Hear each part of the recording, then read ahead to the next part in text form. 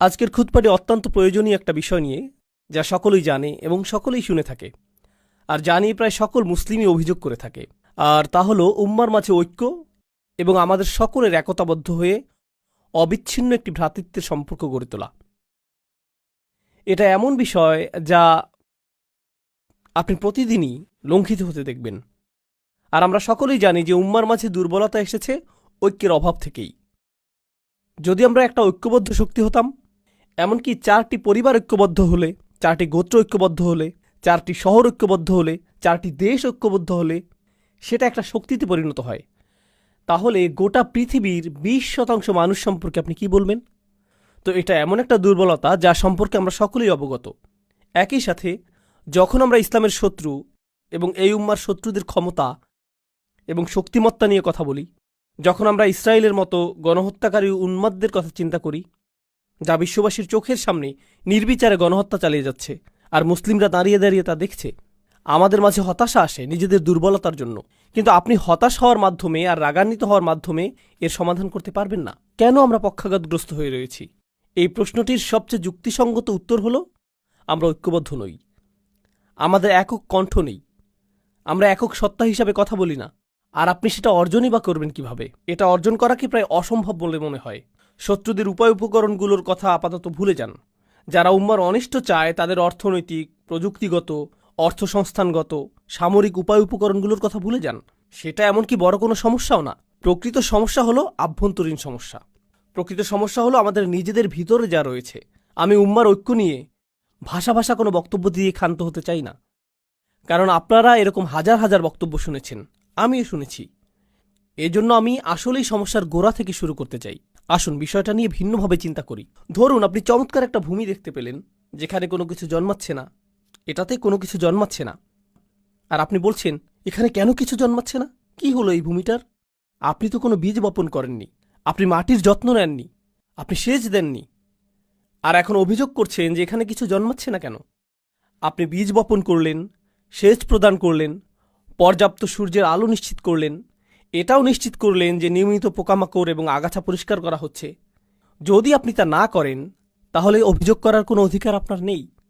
আর যদি আপনি তা করেন, যদি আমি তা করি, সেক্ষেত্রেও আমি গতকাল একটা বীজ বপন করে আজকেই বলতে পারি না যে আমার গাছ কোথায়, কেন আমি কোনো গাছ দেখতে পাচ্ছি না, এরপর তা ভুলেই গেলেন। কেন আমি দুশ্চিন্তা করছি? আমার এত খেয়াল করারই বা দরকার কি? পরিপক্ক চিন্তা এভাবে কাজ করে না। এভাবে আমরা শক্তি অর্জন করব না।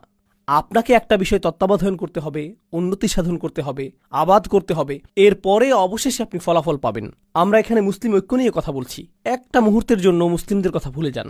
এমন মানুষদের কথা চিন্তা করুন যারা আল্লাহ এবং রসুল সাল্লাল্লাহু আলাইহি সাল্লামের ভালোবাসার জন্য ঐক্যবদ্ধ না। এমন মানুষদের কথা চিন্তা করুন যারা অর্থের প্রতি ভালোবাসার কারণে ঐক্যবদ্ধ। মাল্টিবিলিয়ন ডলার কর্পোরেশনগুলোর কথা চিন্তা করুন। ওকে, তাদের রয়েছে ভিন্ন ভিন্ন বিভাগ, ভিন্ন ভিন্ন অবস্থান, ভিন্ন ভিন্ন অফিস। আবার সেই অফিসগুলোর ভিতরেও আভ্যন্তরীণ কোন্দল রয়েছে। সেই মানুষগুলো একে অপরের সাথে একত্র নয়, বরং তারা একে অপরের অনিষ্ট করার চেষ্টায় রত। তো এই কোম্পানিগুলো কি করে? তারা মাল্টিমিলিয়ন ডলার ব্যয় করে টিম বিল্ডিং, কোম্পানির সংহতি রক্ষার অনুশীলন, অফিস পার্টি এবং এই ধরনের সকল কার্যক্রম পরিচালনা করে, শুধুমাত্র কর্মচারীরা যাতে একে অপরের সাথে ঐক্যবদ্ধ থাকে, যাতে একে অপরের সাথে অন্তর্গত কোন্দলে না জড়ায় এবং একে অপরের সাথে একত্রতা অনুভব করে। কিন্তু এই পেশাজীবীদেরকে ঐক্যবদ্ধ করার পেছনের কারণটি কি? এই প্রকৌশলীদের, প্রোগ্রামারদের, হিসাবরক্ষকদের, ডিজাইনারদের, সকল মানুষদেরকে যা ঐক্যবদ্ধ করেছে তা হলো আমাদের সকলকে আরও বেশি অর্থ উপার্জন করতে হবে। আর বছর শেষে তারা কি উদযাপন করে? আমাদের বিক্রয় 20% বৃদ্ধি পেয়েছে। এটাই আমাদেরকে ঐক্যবদ্ধ করেছে। এজন্যই আমরা অদম্য একটা শক্তি। তাদের চিন্তায় এই অর্থনৈতিক উদ্দীপনাটাই তাদেরকে ঐক্যবদ্ধ করেছে।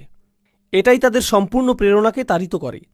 তো প্রথম একটা বিষয় আমি আপনাদেরকে বলতে পারি যে এমন মানুষ রয়েছে যারা অন্যথা একে অপরকে ঘৃণা করত, কিন্তু অভিন্ন একটা উদ্দেশ্যে তারা একতাবদ্ধ। আর কখনো কখনো সেই অভিন্ন উদ্দেশ্য তেমন গুরুত্বপূর্ণ নাও হতে পারে। এটা হতে পারে শুধু অর্থ অথবা শুধু খ্যাতি, হতে পারে দুইজন খেলোয়াড় যারা একে অপরকে ঘৃণা করে, কিন্তু তারা একই দলে থেকে এক হয়ে চ্যাম্পিয়নশিপের জন্য লড়াই করে। তারা একই দলে ঐক্যবদ্ধ থাকার অভিনয় করছে। সে বল পাস করা থেকে বিরত থাকবে না এজন্য যে অপর ব্যক্তিটিকে সে পছন্দ করছে না। আর যদি সে এটা করে তাহলে তার ক্যারিয়ার শেষ। তারাও দলবদ্ধ থাকার অভিনয় করে। কিন্তু এই সকল অবস্থায়, আমার দেওয়া উদাহরণগুলোতে এই সকল অবস্থায় একটা বিষয় উপস্থিত: আন্তরিকতার অভাব। আমি শুধু তোমার সাথে ঐক্যবদ্ধ কারণ আমাদেরকে এই খেলায় জিততে হবে। আমি শুধু তোমার সাথে ঐক্যবদ্ধ কারণ আমাদেরকে পণ্য বিক্রয় করতে হবে। এর বাইরে তুমি পাহাড় থেকে নিচে পড়ে যাও, আমার কিছু যায় আসে না। এর বাইরে আমি তোমার সাথে এক কক্ষেও থাকতে চাই না। তুমি যে যুক্তি প্রদান করো আমি সেগুলো সহ্যও করতে চাই না। বুঝতে পারছেন? এখানে বস্তুগত একটা উদ্দেশ্য রয়েছে যা মানুষকে ঐক্যবদ্ধ করেছে। এটা না হলে তারা পরোয়াই করতো না। যখন আপনি রাজনীতির কথা চিন্তা করেন, আপনি ডেমোক্রেটিক এবং রিপাবলিকান পার্টি নিয়ে চিন্তা করেন এবং প্রায় গুরুত্বহীন ইন্ডিপেন্ডেন্স পার্টি নিয়ে চিন্তা করেন, কিন্তু এই দলগুলো নিয়ে যখন চিন্তা করেন আপনি মনে করেন যে ডেমোক্রেটরা সকল ঐক্যবদ্ধ, রিপাবলিকানরা সকল ঐক্যবদ্ধ। কিন্তু একই দলের ভিতরের এই লোকগুলো একে অপরকে অপছন্দ করে। তারা বরং একে অপরকে ধ্বংস করতে ভালোবাসবে, যদিও তারা একই দলের অংশ। তাহসাবুহুম জামিআন ওয়া কুলুবুহুম শাত্তা। আল্লাহ বলছেন, তোমরা কি মনে করেছো তাদের হৃদয়গুলো একতাবদ্ধ? তাদের হৃদয়গুলো ছড়ানো ছিটানো। তো প্রশ্ন উঠছে, যখন আল্লাহ আমাদেরকে এক উম্মাহ হওয়ার আহ্বান জানাচ্ছেন যে আমাদেরকে এক উম্মাহ হতে হবে, সেক্ষেত্রে আমাদেরকে জানতে হবে যে সেই জিনিসটা কি যা আমাদেরকে ঐক্যবদ্ধ করেছে। ঠিক কোন জিনিসটি আমাদেরকে ঐক্যবদ্ধ করেছে? আর আমাদেরকে ঐক্যবদ্ধকারী প্রেরণাটা যদি আসলে সবচেয়ে শক্তিশালী প্রেরণা হয়, তাহলে সেই ঐক্যটি অত্যন্ত মজবুত হবে। কিন্তু ঐক্যবদ্ধকারী প্রেরণাটি যদি ক্ষীণ হয়, তাহলে ঐক্যটিও দুর্বল হবে। ঐক্যটি সেই জিনিসের মতোই দুর্বল হবে যা আমাদেরকে একত্রিত করেছে। উদাহরণস্বরূপ, এখন আমরা এই মসজিদে বসে আছি, আর আপনারা অনেকেই কাজ থেকে এসেছেন, অনেকে এসেছেন বাসা থেকে, অনেকে এসেছেন আপনাদের ব্যবসা প্রতিষ্ঠান থেকে। আপনারা সকলেই এসে একত্রে এই মসজিদে বসেছেন। পুরুষেরা আছেন, নারীরা রয়েছেন, শিশুরা রয়েছে, আর আমরা সকলেই যারা এখানে একত্রিত হয়েছি, আমরা ঐক্যবদ্ধ হয়েছি আল্লাহর ইবাদত করার অভিপ্রায় নিয়ে। এজন্যই আমরা ঐক্যবদ্ধ হয়েছি। কিন্তু এই আলোচনার পরে আমরা সকলে পৃথকভাবে ফিরে যাব। তো যদিও এখানে আমরা কয়েকশো মানুষ থাকি, কয়েক হাজারও থাকি, আমরা একত্রিত হয়েছি ঠিকই, কিন্তু আসলে আমরা 1000 স্বতন্ত্র ব্যক্তি। আমরা আসলাম এবং একসাথে একটি কাজ করলাম, তারপর আমরা চলে গেলাম, এটুকুই। এটা ঐক্যের বহিঃপ্রকাশ নয়, এটা হলো সম্মিলিত একটা উদ্দেশ্যের বহিঃপ্রকাশ। আমাদের শুধু সম্মিলিত একটা উদ্দেশ্য ছিল। আমাদের সকলের উদ্দেশ্য ছিল জুমার নামাজ আদায় করা, এটুকুই। এটুকুই। এটা দ্বারা এটা বোঝায় না যে এই সম্প্রদায়টি ঐক্যবদ্ধ। কোনোভাবেই এটা প্রদর্শন করে না। এখানে আমাদের উদ্দেশ্য হলো ইবাদত করা। কিন্তু আপনি যদি শুধু একটি উদ্দেশ্য দ্বারা ঐক্যবদ্ধ হন, আর এটাই যদি হয় সব, তাহলে যখনই সেই উদ্দেশ্য সমাপ্ত হবে আপনার ঐক্যও শেষ হয়ে যাবে। অন্য আর কিছুর প্রয়োজন হবে না। আমি শুধু চাই যে আমার সন্তানেরা মসজিদে যাক। আমি শুধু চাই যে আমার সন্তান কিছুটা কোরআন শিখুক। আমি শুধু কোনোভাবে ইসলামের সাথে সম্পর্ক অনুভব করতে চাই, এটুকুই। যদি এটাই আপনার উদ্দেশ্য হয়, তাহলে এটুকুই পাবেন। যখন সেটা পূরণ হবে, আপনার আর কোনো প্রয়োজন থাকবে না, আর কোনো লক্ষ্য থাকবে না। কোরআন ঐক্য সম্পর্কে সম্পূর্ণ ভিন্ন একটা চিত্র অঙ্কন করেছে। এটা কোনো একটা কাজের উপর নির্ভরশীল নয়। এটা বড় একটা ঈদের নামাজের উপর নির্ভরশীল নয়। আর প্রতি বছর আমি একই সাথে হাসি এবং কাঁদি যখন শুনি মানুষ ঈদ কবে উদযাপিত হবে তা নিয়ে মতবিরোধী লিপ্ত। কারণ একই দিনে আমাদেরকে ঈদ উদযাপনের ব্যাপারে ঐক্যবদ্ধ হওয়া উচিত। আমি এই বিষয়ে বলি, আসলেই কি তাই? যদি আমরা সকলেই একই দিনে ঈদ উদযাপন করি, সেটাই আপনার কাছে ঐক্য বলে মনে হয়? নামাজের সেই 20 মিনিট ঐক্য কি এটুকুই? আপনি এমনকি জানেনও না যে যেই মানুষটির পাশে আপনি ঈদের নামাজ পড়ছেন তার পরিবারের সদস্য হাসপাতালে ভর্তি রয়েছে। আপনি তা জানেন না। আপনি এটাও জানেন না যে এই ব্যক্তিটি ব্যবসায় ক্ষতির শিকার হয়েছে, অথবা এই ব্যক্তিটি তার বাবাকে হারিয়েছেন, অথবা তিনি কাজ হারিয়েছেন, অথবা স্বাস্থ্যগত সংকটের মধ্য দিয়ে যাচ্ছেন। আপনি জানেন না। তো ঐক্য আসলে কি? একটা ছবি যা প্রদর্শন করে যে অনেক মানুষ একসাথে দাঁড়িয়ে রয়েছে, এটাই ঐক্য। আমার যুক্তিতে এটা ঐক্যের কৃত্রিম এবং অর্থহীন মানদণ্ড।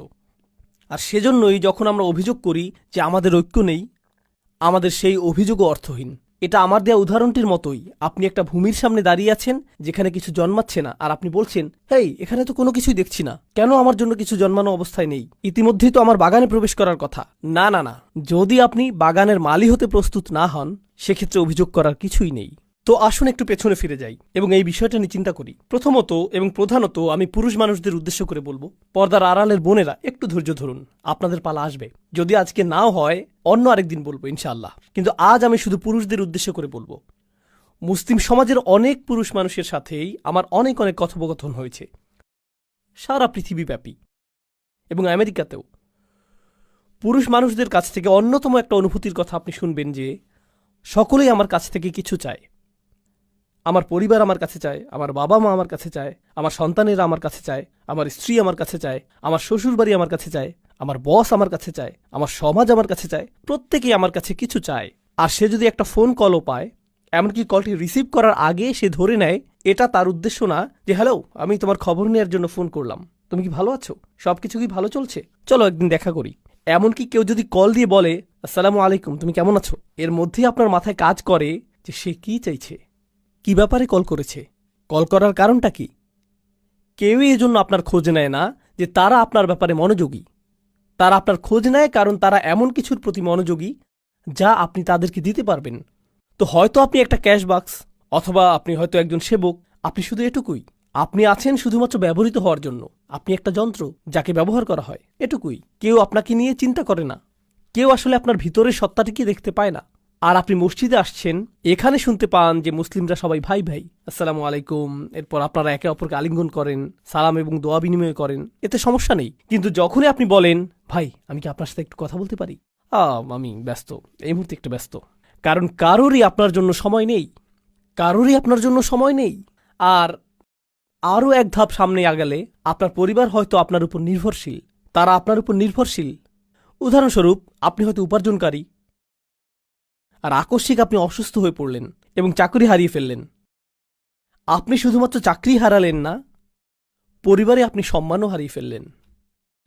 আত্মীয়রা আর আগের মতো আচরণ করছে না। সবসময় তারা আপনাকে কল করত, এখন আর কেউ কলও করে না। তারা আর আপনার খোঁজ নেয় না, খোঁজ রাখে না, বরং যতটা সম্ভব আপনাকে এড়িয়ে চলে। জানেন কেন? কারণ আকস্মিকভাবেই আপনি দানকারীর ভূমিকা থেকে গ্রহণকারীর ভূমিকায় নেমে এসেছেন। তাই কিছু চাইতে পারে এমন কারো থেকে মানুষ দূরে থাকতে চায়। এমনকি আমাদের পরিবারের ভিতরেই যদি এমনটা ঘটে, তাহলে অবস্থাটা কি হতে পারে যখন এই পরিসর বড় হয়ে সমাজ পর্যন্ত বিস্তৃত হয়? তখন কি ঘটে যখন মানুষ অনুভব করে যে কেউ তার কথা চিন্তা করে না? আর আমরা এখানে একটা ভিন্ন ধরনের সমাজে বসবাস করছি। ইউনাইটেড স্টেটস কিন্তু ডেনমার্ক থেকে আলাদা, এটা জার্মানি থেকেও আলাদা, এমনকি এটা কানাডা থেকেও আলাদা। ইউনাইটেড স্টেটস সম্পর্কে এমন কিছু বলছি যা আপনারা নিজেরাও জানেন। এটাকে পুঁজিবাদের নমুনা ধরা হয়। পুঁজিবাদ অর্থ আপনাকে প্রথম হওয়ার প্রতিযোগিতায় নামতে হবে। কেউ আপনার জন্য চিন্তা করবে না, আপনার নিজের চিন্তা নিজেকেই করতে হবে। কেউ আপনার জন্য এগিয়ে আসবে না। আমরা তো শ্বাস প্রশ্বাসের সাথেও পুঁজিবাদ গ্রহণ করছি, আর তার সাথে যোগ হচ্ছে আমাদের সমষ্টিগত জীবন। এটা সত্য যে যদিও আমাদের মধ্যে কিছুটা হলেও সালাম এবং দোয়া বিনিময়ের ভ্রাতৃত্ব সম্পর্ক রয়েছে, এটা নেহাত আনুষ্ঠানিকতার সীমা অতিক্রম করে না। কিন্তু এটা প্রকৃত ভ্রাতৃত্ব নয়। প্রকৃত ভ্রাতৃত্ব পরীক্ষার একটা পদ্ধতি বলে দিচ্ছি। আমি যদি আসলেই সমস্যার মধ্য দিয়ে যাই, তৎক্ষণাৎ এমন কারো কথা কি মনে পড়ে যাকে আমি কল করতে পারি? কাকে কল করার কথা তাৎক্ষণিক আমার মনে পড়ে? মসজিদের ভাইদের কথা কি মনে পড়ে? যাদের সাথে আমি চলি তাদের কথা কি মনে পড়ে? কার কথা মনে পড়ে? আপনি যদি সেরকম কাউকে পান, তাহলে আপনার জীবনে কিছুটা ভ্রাতৃত্ব রয়েছে। কিন্তু আপনি যদি দুইবার ভাবেন এই ব্যক্তিকে বললে সে আমার সম্পর্কে কি ভাববে, এই ব্যক্তিকে বললে সে কিভাবে এটা আমার বিরুদ্ধে ব্যবহার করবে, আপনাকে যাচাই বাছাই করতে হয় আপনার সমস্যাটি কোনো ব্যক্তিকে খুলে বলবেন কিনা, কারণ আপনি নিশ্চিত না যে সে এই কথা আরও 20 জনের সাথে বলে বেড়াবে কিনা। তখন আপনি ঈদের দিনে উত্তপ্ত আলোচনার বস্তুতে পরিণত হবেন। জানেন ওই ভাইটি আমাকে কি বলেছে, কি ঘটেছে তার সাথে? ও মাই গড! আপনি অন্য কারো উপভোগের গল্পে পরিণত হতে চান না, এই জন্য নিজের মুখ বন্ধ রাখেন। জানেন এর অর্থ কি? আপনার জীবনে ভ্রাতৃত্ব অনুপস্থিত। একজন ইমানদার অপর ইমানদারকে যে সতর প্রদান করার কথা, সেটা আপনার নেই, আপনার তা নেই। আসুন আরও এক ধাপ এগিয়ে যাই, সেই আয়াতটিতে যাওয়ার আগে যা আমি আসলেই আপনাদের সাথে শেয়ার করতে চাই। আরেক ধাপ এগিয়ে যাই। আমাদের সমাজে এমন তরুণ অথবা বৃদ্ধ মানুষ রয়েছেন যারা ব্যর্থ হয়েছেন। ব্যর্থতাও জীবনেরই অংশ। আপনি কোনো পরীক্ষায় অকৃতকার্য হলেন, এটা ঘটতেই পারে। চাকুরির পরীক্ষায় ব্যর্থ হলেন, এটা ঘটতেই পারে। আপনি ধর্ম পালনে ব্যর্থ হতে পারেন। কোনো তরুণ হতাশার শিকার হয়ে মদ্যপান শুরু করতে পারে, এটা ঘটতে পারে। কেউ হারাম সম্পর্কে জড়িয়ে পড়তে পারে, এরপর ড্রাগ, মদ্যপান এবং এ জাতীয় আরও অন্ধকার পথ বেছে নিতে পারে, আরও খারাপ পথেও যেতে পারে। সে আরও নিচে চলে যেতে পারে। আপনি যদি আপনার শিশু সন্তানটিকে নিয়ে হাঁটেন আর শিশুটি পড়ে যায়, তখন আপনি কি করেন? আপনি তাকে তুলে নেন, তাকে মুছে দিবেন। যদি সে আঘাত পায়, সেখানে ব্যান্ডেজ লাগিয়ে দিবেন, অ্যান্টিসেপটিক লাগিয়ে দিবেন। তাকে সেরে ওঠার সুযোগ দিবেন যাতে সে সুস্থ হয়ে ওঠে। আমাদের সমাজে কি ঘটে, কি হয় যখন আমাদের পরিসরে কেউ নিচে পড়ে যায়? ও মাই গড, আস্তাগফিরুল্লাহ। এই যুগের তরুণদেরকে দেখো। জানো কি দেখলাম? আব্দুল করিম কি করেছে জানো? লা হাওলা ওয়ালা কুওয়াতা ইল্লা বিল্লাহ। আমি তাকে অমুক জায়গা থেকে বের হতে দেখলাম। ইন্না লিল্লাহি ওয়া ইন্না ইলাইহি রাজিউন। কেউ একজনের তার সাথে কথা বলা উচিত। জানেন বিষয়টা কি? সেই ব্যক্তিটি হয়তো একটি পাপ কাজ করেছে, আমি বলবো যে আপনি তার চেয়েও বড় পাপ কাজ করেছেন। সেটা যদি আল্লাহর বিরুদ্ধে করা অপরাধ হয়ে থাকে, আপনিও তো নিজের মুখ ব্যবহার করে অন্য মানুষের সামনে অপর এক ভাইয়ের মর্যাদা নষ্ট করেছেন। আর আস্তাগফিরুল্লাহ বলছেন যেন আপনি প্রকৃতই তার ভালো চাইছেন। কারণ আপনি যদি প্রকৃতই ভালো চাইতেন, প্রথমত আপনার মুখ বন্ধ থাকত, আর একমাত্র তখন এটা খুলত যখন আপনি তার কাছে গিয়ে তাকে জড়িয়ে ধরে বলতেন, যদি কখনো প্রয়োজন হয় আপনার কথা শোনার জন্য আমি সদা প্রস্তুত, আর আমি মারা গেলেও আপনার এই গোপনীয়তা প্রকাশ করব না। সেটাই হতো ভ্রাতৃত্ব সুলভ আচরণ। এখন যা করছেন তা ভ্রাতৃত্ব নয়। আমি আমাদের তরুণদের নিয়ে উদ্বিগ্ন। এটা ভ্রাতৃত্ব না। আমি জানি না এটা কি, তবে কমপক্ষে এটা যে অগোচরে আক্রমণ সেটা তো বলাই যায়। কিন্তু এই বাস্তবতাটি আমি আমার জন্য সৃষ্টি করেছি। তারপর আমরা এই কথা বলার ধৃষ্টতা দেখাই যে উম্মাহ কেন ঐক্যবদ্ধ নয়? কোটি কোটি মানুষ রয়েছে। আরে ভাই, আপনি কি আমাদের 1 ডজন মানুষকে ঐক্যবদ্ধ দেখাতে পারবেন? 2 ডজনকে দেখাতে পারবেন? কোটি কোটি মানুষের একতা নিয়ে কথা বলার আগে কয়েকশো ঐক্যবদ্ধ মুসলিম দেখাতে পারবেন? তো আসলে এখন আমরা দেখি সাহাবীগণ কেমন ছিলেন এবং কোরআন কেন তাদেরকে এত প্রশংসা করেছে। এটি হলো কোরআনের সবচেয়ে চমৎকার স্থানগুলোর একটি। খুবই সংক্ষেপে আমি আপনাদেরকে ঘটনাগুলো বলবো। খাইবারে রাসূল সাল্লাল্লাহু আলাইহি সাল্লামকে উল্লেখযোগ্য একটা বিজয় প্রদান করা হয়েছিল। খাইবারের আগে মুসলিমরা মূলত ছিল দেউলিয়া, তাদের কোনো অর্থ সম্পদ ছিল না। খাইবারের পরে আকস্মিকভাবে তারা কোটিপতি হয়ে গেলেন। কোটি কোটি টাকা আসতে লাগলো। এখনকার সময়ের অর্থের মাপকাঠিতে হিসেব করলে কোটি কোটি টাকার আবাসন, কৃষিভূমি, পুনরাবর্তিত মুনাফা, এই সব কিছু আকস্মিকভাবে মদিনায় চলে আসলো। আর এটা ঘটার ঠিক আগেও মুসলিমরা কোনো রকমে টিকে ছিল। হাদিসে এমন বর্ণনা এসেছে যে রাসূল সাল্লাল্লাহু আলাইহি সাল্লামের কন্যা 2-3 দিন যাবৎ অনাহারে থাকা সত্ত্বেও তার নিজের কন্যাকে ফিরিয়ে দিতে হয়েছিল, কারণ তার কাছেও খাবারের কিছু ছিল না, আর তিনি তার পেটে পাথর বেঁধে রাখতেন ক্ষুধার যন্ত্রণা লাঘবের জন্য। এরকমই ছিল মুসলিমদের অবস্থা। তিনি ছিলেন মদিনার রাষ্ট্রনায়ক আর অনাহারে দিন কাটত। আর তারপর খাইবারের পরে আকস্মিকভাবে কোটি কোটি টাকা আসতে শুরু করলো। এখন এই বিষয়টি নিয়ে এক মুহূর্ত চিন্তা করুন। মুহাজিরগণ মক্কা থেকে এসেছিলেন, তাই না? তারা সব কিছু পিছনে ফেলে এসেছিলেন, কিন্তু মদিনার মানুষেরা প্রথম থেকেই দরিদ্র। তারা ধরেন ছিলেন না। তাদের 3টা শয়নকক্ষ বিশিষ্ট ঘর ছিল না, 2টা শয়নকক্ষ বিশিষ্ট ঘরও ছিল না, তাদের এমনকি শয়নকক্ষও ছিল না। কিন্তু এখন এই মানুষগুলো সব আসলো, আর তাদেরও কোথাও থাকতে হবে। তখন আনসারগণ কি করলেন? মদিনার আনসারগণ যা করলেন, তারা মুহাজিরদেরকে তাদের বাড়িতেই থাকতে দিলেন। তাদের নিজেদেরই তো যথেষ্ট খাবার ছিল না, এখন আরও কিছু ক্ষুধার্ত মুখ তাদের সাথে যুক্ত হলো। বুঝতে পারছেন তো? এই মানুষগুলোর আগমন প্রচুর অর্থনৈতিক চাপ তৈরি করলো। এর উপরে এই অর্থনৈতিক চাপই একমাত্র বিষয় ছিল না। রাসূল সাল্লাল্লাহু আলাইহি সাল্লামের মদিনায় আগমনের 6 মাস পরেই তারা যুদ্ধের প্রস্তুতি শুরু করলেন। বদরের যুদ্ধ শুরু হবার উপক্রম হলো। আর আপনি যখন যুদ্ধের প্রস্তুতি গ্রহণ করেন, আপনাকে এটা জেনে রাখতে হবে যে যুদ্ধ ব্যয়বহুল। যুদ্ধের জন্য কে খরচ করবে? মুহাজিরদের কাছে তো কোনো অর্থ নেই, কারণ তারা সকল অর্থ পেছনে ফেলে এসেছেন। এখন এই সকল ব্যয় বহন কে করবে? আনসাররা। একে তো আনসাররা মুহাজিরদের ব্যয় বহন করছে, তার উপর এখন তারা আল্লাহর পথে যুদ্ধ করার জন্য বেশিরভাগ অর্থের যোগান দিচ্ছেন। তাদের অবস্থার প্রেক্ষিতে যে মুহূর্তেই তারা ইসলাম গ্রহণ করলেন, তাদের ব্যক্তিগত জীবন বলে আর কিছু রইল না। নিজেদের সেই ক্ষুদ্র ছোট পরিসরটাকেও তাদের অন্য কারোর সাথে ভাগ করে নিতে হলো। তারা নিজেদের খাবারটুকু একা খেতে পারলেন না। এখনকার সময়ে বলা হয়ে থাকে যে দেয়াল নির্মাণের মাধ্যমে অভিবাসী সমস্যার সমাধান করা হবে। তারা কিন্তু সেখানে বসবাস করছেন। বইয়ের পাতা এটা পড়া সহজ যে আনসারগণ মুহাজিরদের সহায়তা করেছিলেন। যদি কেউ আপনার ঘরে এসে পড়ে, আপনার সাথে 6 মাস অবস্থান করে, আপনার চাচাতো ভাই, আপনার ভাই 2 দিনের জন্য আসলো, 2টি দিনই নির্ধারিত। তুমি ঈদ করতে এসেছো, ঈদ শেষ, সামনের ঈদে দেখা হবে, সামনের ঈদে আমি বরং তোমার ঘরে আসব। কেউ আপনার ঘরে 6 মাস, 1 বছর অথবা অনির্দিষ্টকালের জন্য অবস্থানের সিদ্ধান্ত নিল। এক পর্যায়ে আপনি বিরক্ত হয়ে যাবেন, এক সময় টানাপোড়েন শুরু হয়ে যাবে। ঠিক আছে,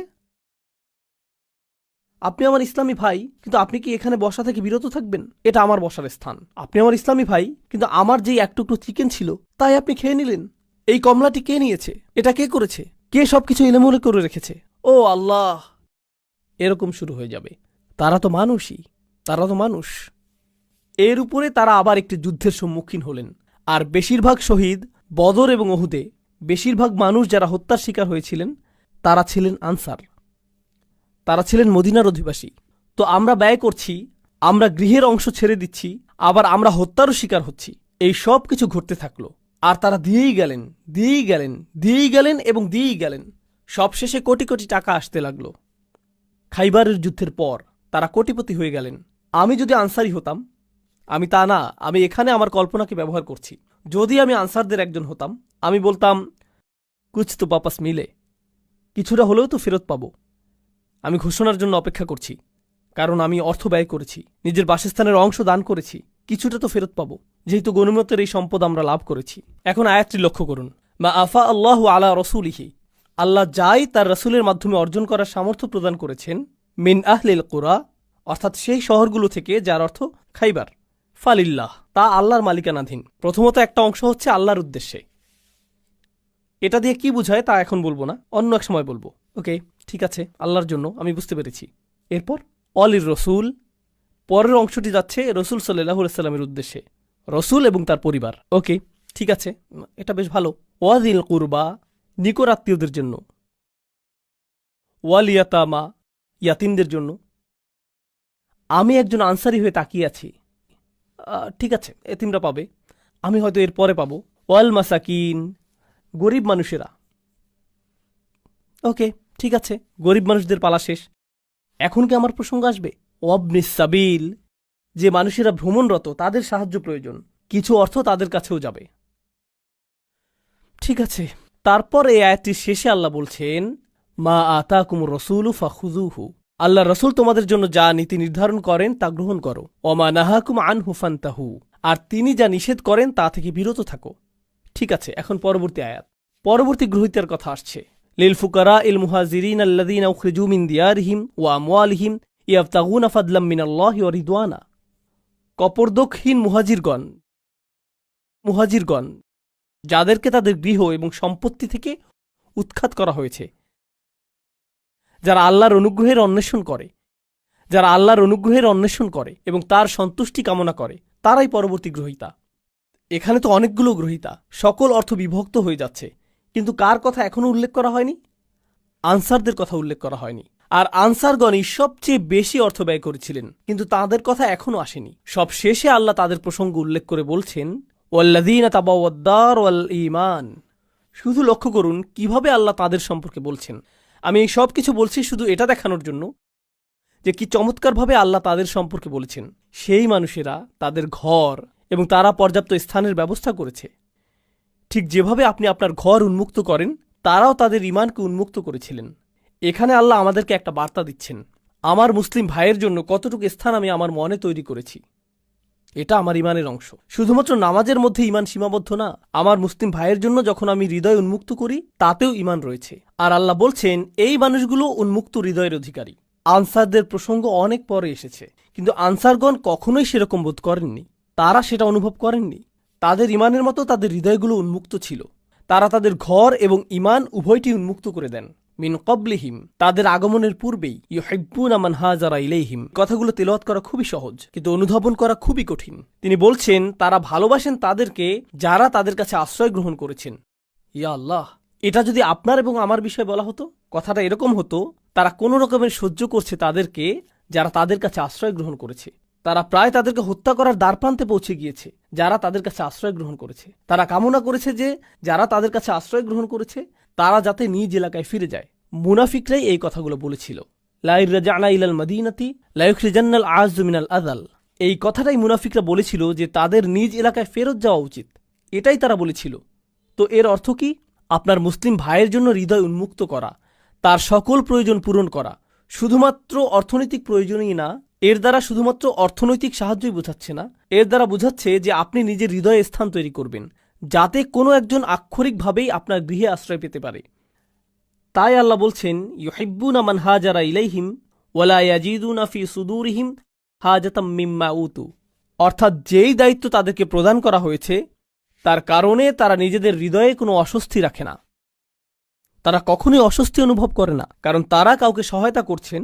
তারা কখনোই অস্বস্তি বোধ করেন না, কারণ সে আমার ভাই, সে আমার বোন, সে আমার পরিবার, আল্লাহ বলেছেন যে সেটা আমার পরিবার। লা ইলাহা ইল্লাল্লাহর এই বন্ধন রক্ত সম্পর্কের চেয়েও বেশি। এটাই একমাত্র গুরুত্বপূর্ণ বিষয়। পরিবার সবার আগে, উম্মাহ সবার আগে, এটাই ছিল তাদের মনোভাব। আপনি অভিবাসন সংকট নিয়ে চিন্তা করেন। আমরা যেহেতু আমেরিকায় বসবাস করছি, আমরা চিন্তা করি মেক্সিকান অভিবাসীদের কথা, অবৈধ অভিবাসী এবং শরণার্থীদের কথা, তাই না? মুসলিম বিশ্বে যান, পাকিস্তানে যান, সেখানে আফগানি অভিবাসীরা রয়েছেন। মালয়েশিয়াতে যান, সেখানে ভারতীয় অভিবাসীরা রয়েছেন, ভারতীয় মুসলিম। বিভিন্ন মুসলিম দেশে যান, সেখানে অন্য দেশের মুসলিম অভিবাসী রয়েছেন। তুরস্কে যান, সেখানে সিরিয়ান অভিবাসী রয়েছেন। আর তারা উভয়ই মুসলিম, তারা উভয়ই মুসলিম। সেখানে বক্তব্যটি কি? মুসলিমদের মনোভাব সেই মুসলিমদের প্রতি যারা তাদের কাছে স্থানান্তরিত হয়েছে, সেই মনোভাবটা কেমন? এই সকল স্থানে এবং অন্য আরও স্থানে ট্রাম্প যেভাবে অভিবাসীদের নিয়ে কথা বলে, তারাও তাদের সম্পর্কে ঠিক সেভাবেই কথা বলে। প্রকৃতপক্ষে তারা এর চেয়েও খারাপভাবে কথা বলে। ট্রাম্প বরং উত্তম বলে। সেই ব্যবহার লক্ষ্য করুন এবং লক্ষ্য করুন যে কোরআন কি বলছে। ইউহিব্বুনা মান হাজারা ইলাইহিম। মুসলিম বিশ্বেই অন্য মুসলিম দেশ থেকে আগত কত হাজার মানুষকে সীমানায় আটকে দেয়া হয়েছে। সেখানে তারা মূলত ক্যাম্পে বসবাস করছেন, তারা এমনকি ভেতরেও প্রবেশ করতে পারছেন না। আর তারা প্রজন্মান্তরে সেখানে রয়েছেন। শিশুরাও একই ক্যাম্পগুলোতেই জন্মেছে এবং বেড়ে উঠছে। ওয়ালা ইয়াজিদুনা ফি সুদুরিহিম হাজাতাম মিম্মা উতু ওয়া ইউসিরুনা আলা আনফুসিহিম ওয়ালাউ কানা বিহিম খাসাসা। তারা নিজেদের উপর অন্যদেরকে প্রাধান্য দেয়, যদিও তারা নিজেরা অভুক্ত অবস্থায় থাকে। তারা নিজেদের উপরে অন্যদেরকে অগ্রাধিকার দেয়।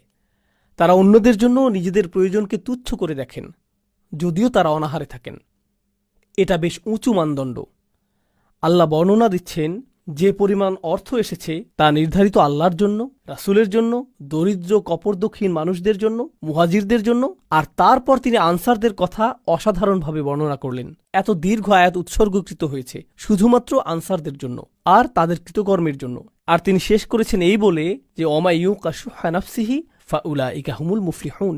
যে নিজেকে লোভ ও স্বার্থপরতা থেকে রক্ষা করতে পারবে সেই সফল। আমার সুরক্ষা প্রয়োজন আমার নিজের একটা অংশ থেকে। আমার নিজের ভিতরে রয়েছে লোভ এবং স্বার্থপরতা। আমাদের সকলের মধ্যে এটা রয়েছে। আল্লাহ বলেছেন আমাদের ভিতরে সুহ রয়েছে আর আমাদের সুরক্ষা প্রয়োজন শুধুমাত্র শয়তানের কাছ থেকেই না, আমার সুরক্ষা প্রয়োজন আমার নিজের সুহ থেকেও। যে সকল মানুষ তাদের ভিতরের এই দুর্বলতা থেকে মুক্ত হতে পারবে তারাই সাফল্য অর্জন করবে। ফাউলাইকা হুমুল মুফলিহুন। আমি চাই যে আমি নিজে এবং আপনারা আমাদের নিজস্ব পরিসরে পুনরায় চিন্তা করা শুরু করি যে ঐক্য অর্থ আসলে কি। কারণ কোরআনে বর্ণিত ঐক্য হল নিজের ভেতরে অনুভূত ঐক্য। এটা সেরকম ঐক্য না যা শুধু বাহ্যিকভাবে দেখতে ঐক্যের মতো। এটা ঐক্য না যে আমরা একই রকম কথা বলি, অথবা আমরা একই রকম পোশাক পরি, অথবা আমরা একই মাযহাব অনুসরণ করি তাই আমরা ঐক্যবদ্ধ, আমাদের দাড়ির দৈর্ঘ্য সমান তাই আমরা ঐক্যবদ্ধ, অথবা আমাদের কাপড় সমান মাপে টাকনুর উপর থাকে তাই আমরা ঐক্যবদ্ধ, আমরা একই বক্তার আলোচনা শুনি তাই আমরা ঐক্যবদ্ধ। এগুলো সবই অযৌক্তিক, এগুলো সবই অর্থহীন। প্রকৃত ঐক্য হল যখনই আপনি কোনো মুসলিম ভাইকে দেখেন, যেই মুহূর্তে তিনি আপনাকে সালাম দেন, অন্য সকল প্রতিবন্ধকতা অদৃশ্য হয়ে যায়। ওয়ালা তাকুলু লিমান আলকা ইলাইকুমুস সালামা লাস্তা মুমিনান। এটুকুই যথেষ্ট। তারা আপনার ভাই, আপনি তাদের জন্য সদা প্রস্তুত, তারা আপনার জন্য সদা প্রস্তুত। আমরা ঐক্যের প্রকৃত অর্থ জানব না যদি আমরা এটা নির্মাণ না করি, যদি আমরা এটাকে লালন না করি। আর আপনি এবং আমি এটাকে লালন করতে পারব যদি আমাদের নিজেদের ব্যক্তিগত পরিসর থেকে ঐক্যের চর্চা সৃষ্টি করা শুরু করি এবং মানুষের সাথে সম্পর্ক তৈরি শুরু করি। এই বিষয়ে আমি সর্বশেষ একটি কথা বলবো। ইতিমধ্যেই বক্তব্য দীর্ঘায়িত হয়ে গিয়েছে। সর্বশেষ যে কথাটি বলবো তা হলো, আমি 18-19 বছর বয়স থেকেই মুসলিমদের মাঝে কাজ করছি। খুতবা, দার্স এবং সক্রিয় কার্যক্রমগুলোতে যুক্ত ছিলাম। এটা প্রায় 25-26 বছর আগের কথা। আমি এই কার্যক্রমে দীর্ঘ সময় ধরে সংযুক্ত। আমি অনেক হালাকায় যোগ দিয়েছি, অনেক ইমামের সাথে ঘুরে বেরিয়েছি এবং যারা ইসলামী সম্মেলনের আয়োজন করে এই মানুষদের পরিসরে যুক্ত ছিলাম। আর এই পরিসরে আপনি বন্ধুত্ব তৈরি করেন, তাদের সাথে আপনি কথা বলেন ইসলাম নিয়ে, আপনি কথা বলেন উম্মার সমস্যা নিয়ে, আপনি অমুক আয়াত নিয়ে কথা বলেন, আপনি অমুক হাদিস নিয়ে কথা বলেন, আপনি ইতিহাস নিয়ে কথা বলেন। জানেন এই 25 বছর যাবৎ আমার পরিসরের মধ্যে একটা জিনিস রয়েছে যা নিয়ে কেউ কথা বলেনি, আর আমিও এটা নিয়ে কারোর সাথে কথা বলিনি। আর তা হলো তাদের ব্যক্তিগত জীবনে তারা কি কি সমস্যার মধ্য দিয়ে যাচ্ছেন। আমার পরিসরের মধ্যে এমন মানুষ ছিলেন যারা সকল ধরনের সমস্যার সাথে লড়াই করে যাচ্ছিলেন। বিষণ্ণতা, দুশ্চিন্তা, এমনকি কখনো কখনো আত্মহত্যার চিন্তা, বিবাহ বিচ্ছেদের কষ্ট, সন্তান লালন পালন, ভিসা বাতিল হওয়া, সব ধরনের সমস্যা ঘটে যাচ্ছে। আপনার জানার বাইরে থেকে যাচ্ছে। কারণ তারা এটা জানে যে এসব বিষয়ে কথা বলার জায়গা এটা না। তাদের মনোযোগের কেন্দ্রবিন্দু হলো শুধু হালাকা। তাদের মনোযোগ হলো তুমি কি এই প্রোগ্রামটা করতে পারবে, এটাই তাদের মনোযোগের বিষয়, এটুকুই। আর তুলনা করার জন্য আমি খ্রিস্টানদের একটা গির্জায় গিয়েছিলাম, শুধু দেখার জন্য যে তারা কি করে। এক বুধবার রাতে গিয়েছিলাম, এখানকার স্থানীয় একটা গির্জা। তারা গোল হয়ে বসে, প্রথমে 5-7 মিনিট তারা গান গায় এবং এই জাতীয় কিছু কাজ করে। এরপর 1 ঘন্টা অতিবাহিত করে। জানেন সেই 1 ঘন্টায় তারা কি করে? সেখানকার পাদ্রী একজনকে বললেন, এই তোমার নাম কি? আমার নাম ফ্রাঙ্ক। তোমার নিজের সম্পর্কে কিছুটা বলো ফ্রাঙ্ক। এটা এটা এটা এটা তোমার এমন কি কোনো বিষয় আছে যার জন্য আমরা সবাই প্রার্থনা করতে পারি? হ্যাঁ, আমার মেয়ে আমার সাথে কথা বলে না, সেজন্য প্রার্থনা করুন। সকলে আসুন ফ্রাঙ্কের জন্য প্রার্থনা করি। পরবর্তী ব্যক্তি, পরবর্তী মহিলা, তুমি কি সমস্যায় রয়েছ? আসো তোমার জন্য প্রার্থনা করি। কল্পনা করতে পারেন তারা এভাবে কথা বলছে, আর এই মানুষগুলো একে অপরকে চিনেও না। সব শেষে তারা একে অপরকে আলিঙ্গন করলো। এরপর এক ব্যক্তি এসে বলল, আমার মেয়ের সাথেও আমার একই রকম অবস্থা ছিল, আমরা কিন্তু যোগাযোগ রাখতে পারি, মাঝে মাঝে এই বিষয়ে কথা বলতে পারি, এটা অনেক বড় প্রাপ্তি। আর আমি বিস্মিত হয়ে এটা দেখছিলাম। আমাদের সত্য ধর্মের অনুসারী হওয়ার কথা ছিল, আমাদের হওয়ার কথা ছিল আদিল্লাতিনা আলাল মুমিনিন, আমাদের হওয়ার কথা ছিল ইউসিরুনা আলা আনফুসিহিম। আমি দেখলাম যে এই সবগুলো আয়াতই এমন মানুষেরা চর্চা করছে যারা আমাদের ধর্মের ভিতরের কেউ না। আর এত বছর ধরে আল্লাহর ঘর মসজিদে এবং মুসলিম পরিবেশে থেকেও আমি এটা দেখিনি। যা আছে তা খুবই সামান্য। আমাদেরকে যত্নশীলতার সাথে লালন করতে হবে, ভ্রাতৃত্বের লালন করতে হবে। এখান থেকে ঐক্য আসবে। এটা বক্তব্য, আলোচনা এবং ভিডিও থেকে আসবে না। এটা আসবে যখন আপনি এবং আমি আসলেই সম্পর্ক তৈরি করব, গভীর সম্পর্ক। আল্লাহ আমাদেরকে একটি খাঁটি ঐক্যের অধিকারী মানুষে পরিণত করুন, আর আমাদেরকে একে অপরের প্রতি আন্তরিক করে দিন। তিনি আমাদের সম্পর্কের কৃত্রিমতা ও কপটতা দূর করে দিন এবং সবচেয়ে শক্তিশালী, গভীর এবং অকৃত্রিম সম্পর্ক দিয়ে তা প্রতিস্থাপিত করে দিন। বারাকাল্লাহু লি ওয়া লাকুম। আসসালামু আলাইকুম।